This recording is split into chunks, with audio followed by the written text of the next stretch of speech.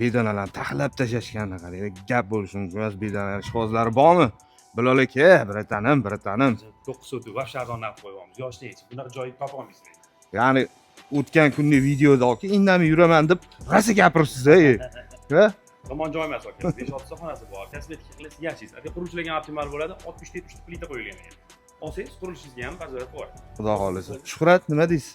Endi o'zi bu mahallada kamdan kam sotuvga chiqyapti. Misol uchun ko'ryapsiz. Quruvchilar misol uchun qursa, bitta oldingi ko'chada ham yaxshi sotishdi quruvchilar, qo'yib, yomon emas. O'zim ham shu yerda yashaganman, kommunikatsiyadan umuman buni orqasiga qo'yib o'zi muhim bo'ladi. Mana shu uy, mana shu uy.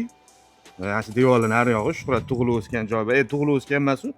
O'sha yerda yashagan. Hozir ota-ona yashashyapti yerda. Hovlini ham ko'rasizlar mana. Kengina basseynlarigacha bor hovli bor. Men Archani o'zi kecha bitta video ko'rayotgandim.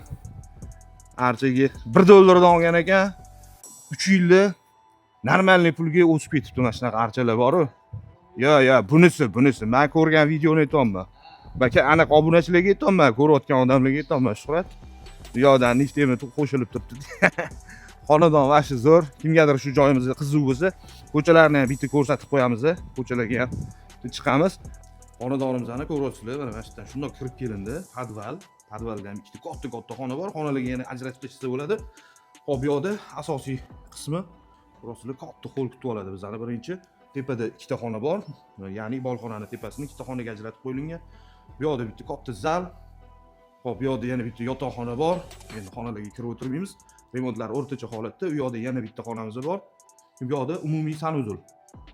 Bu yoqda oshxona, kichik oshxona. Ko'ryapsizlar, yo'lagi kengina. Mana bu yoqda yozgi oshxona qilib qo'yilgan.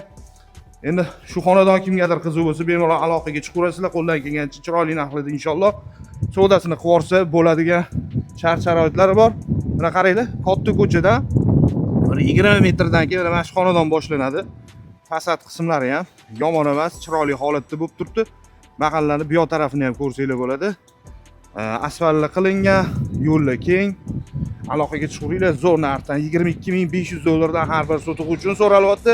858 bo'lyapti, taxminan 2000 narx berishyapti. Chiroyli narxda inshaalloh savdosini qilib bitirib olsa bo'ladi.